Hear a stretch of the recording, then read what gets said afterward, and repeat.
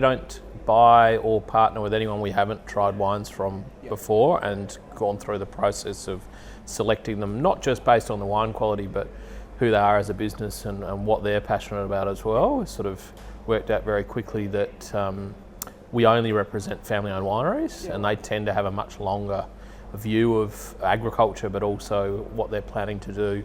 Generally legacy, so they tend to have a much longer vision, which we think's really valuable as well. Hey guys, I'm Luke from Grandad Jack's Craft Distillery, and today's guest on the Speakeasy is Dave from Cuttings Wine, our next door neighbour here in Albion. He is a legend around all things wine. He loves a really specialised wine selection, and he talks about how he separates himself and his team from other people in their industry. Let's have a chat.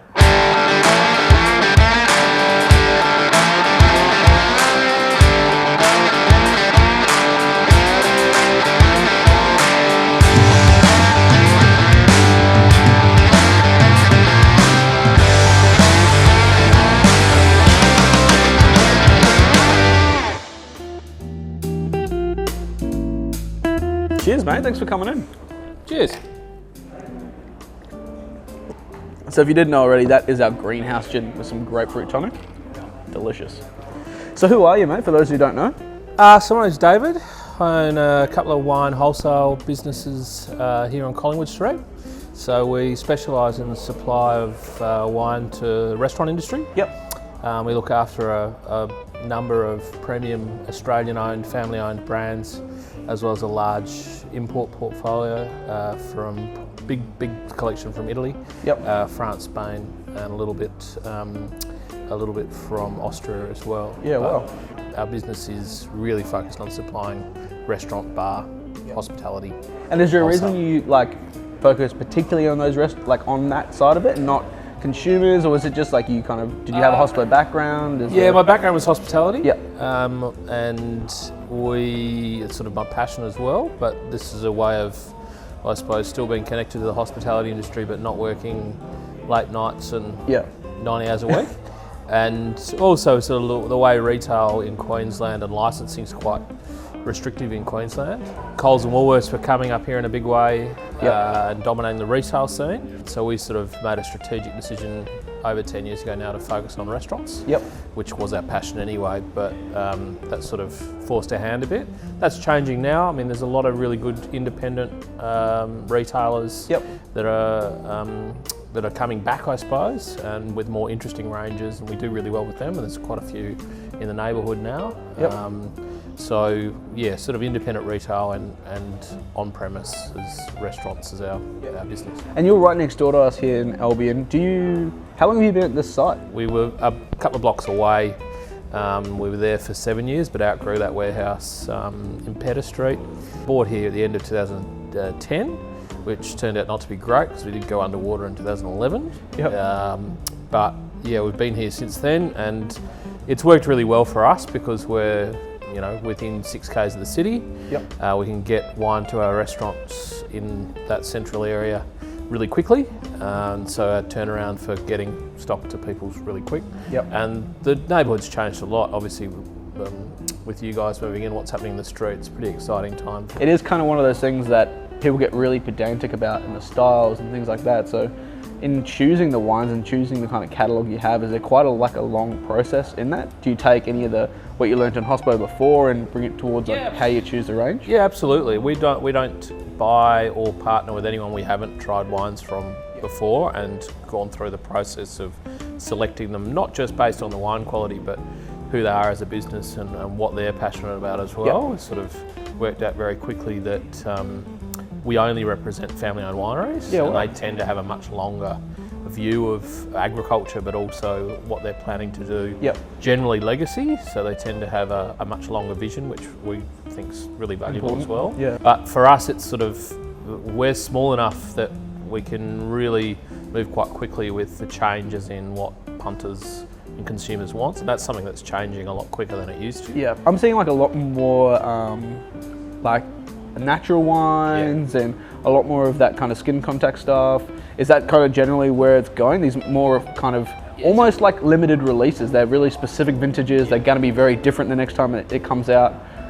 Much like craft beer, it's sort of the same principles in minimal intervention, They're made in a more natural way, so less preservatives, less fining, less filtration, less handling. Certainly been a big growth in that area, whether it be pet nats or skin contact wines or different varietals as well. We've seen a huge growth. So if you go back to 1994 when the business was started, it was started primarily with Western Australian wine, which was mostly then unwooded Chardonnay.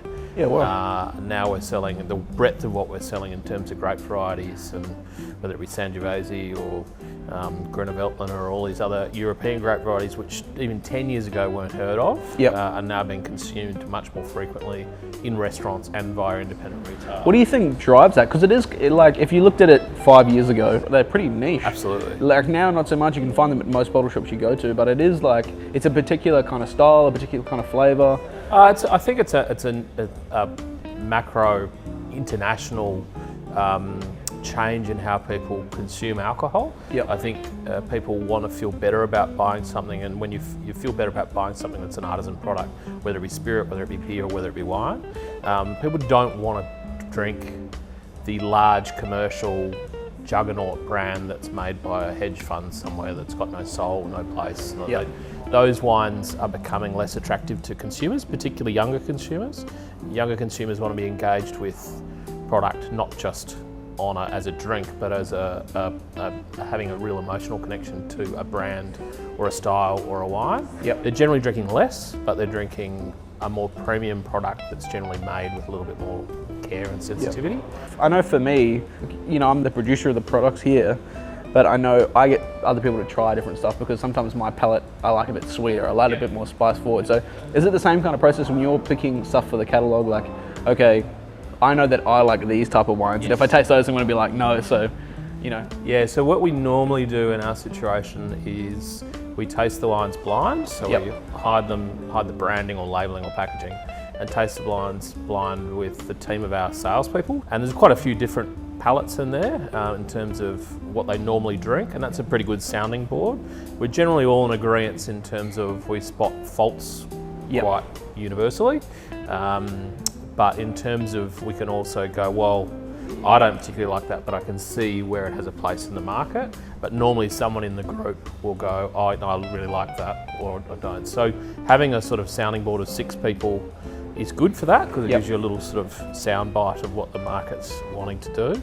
I'd say the other thing that would be harder, I suppose, with wine compared to almost any other product is that the vintage has such a drastic impact on, even it could be the same label, the same style of wine, to like a year apart, and it's a difference. Do you find that very often, or do a lot of these people have it pretty dialed into what the styles are?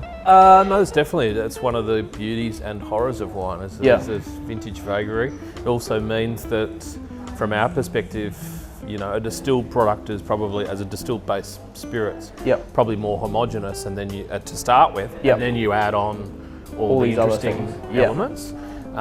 Whereas from us, that's sort of decided by Mother Nature, and then to a degree the winemaker after that. But that's part of the beauty of it. It is an agricultural product. It is, designed by the powers of Mother Nature. What do you think builds those strong relationships to start with? Well, I think I'd like to say it's all personality, but it's not. It's it's the booze. We feed them before we get there. It's 90% the booze. Look, we're pretty lucky. We've worked very hard to have a portfolio of wines that are generally well respected. We've spent the time in selecting them and working with families over a long period of time. So we generally start with a really strong portfolio, which certainly helps in terms of getting your foot in the door on what you're talking about. It's a super competitive industry. Lots of people out there, lots of people with bigger checkbooks and bigger companies, and lots of alternatives to you as a supplier.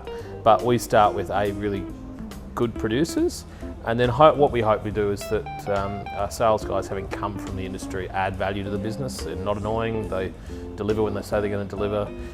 They do what they say they're going to do. They show the right wines to the right customers. They don't waste their time. And then the third part's the fact that we have a warehouse quite close to our customers and another warehouse in Cairns, so we get our stock to our customers really quickly. So that's our three things we think. Do you think that kind of the sales reps to the customers, that annoyance, that not following up, these really simple things, do you think that's what most people get wrong? Yeah. I mean, I find it when people are trying to sell something to me as a you know, as a business or whatever, they don't think about your time as being valuable and just want to come and tick a box and cold sell. I was here. I was here. Tick. That's the worst thing you can do in terms of sales. So we much prefer to not waste our customers' time and have an impact when you're in front of the customer by making sure you're showing them the right stuff, you've asked the right questions, and you're getting it done in a really effective and meaningful time. Yep. Hopefully we achieve that. Cool. Perfect, mate. Well, I'm really excited to have you guys next door. I think we've got plenty of fun stuff we can work on together, and we've only got one more thing to do, and that's our little bootleggers challenge. Are you ready? Ready. Perfect.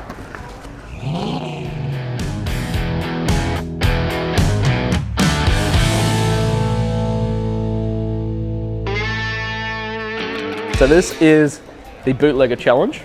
Basically what's going to happen is I'm going to give you this little remote control here that connects to our Grandad Jack's drift ute. Right. The challenge is you have to run down there, get a bottle, put it on the back of the ute. There's a barrel down that end of the distillery. You're going to do a lap around the barrel, and then you need to arrive the ute at the end of the bar, ready for delivery. Okay? Right. Now, the bottle has to end up on that end. If the bottle drops off, obviously you're going to lose some time. Right. All right? I think so. Do the countdown. 3, 2, 1, go. Oh, that's an interesting technique. That's a new one. Aha. Interesting. Oh. Oh, I don't know how that's still on there. I can't see it. Here we go. Oh no, you're on track here. Oh. Just to the end of the bar. Stop. A full 52 seconds. Oh my goodness. Second though. Look at that. Thanks, boys. Thank you.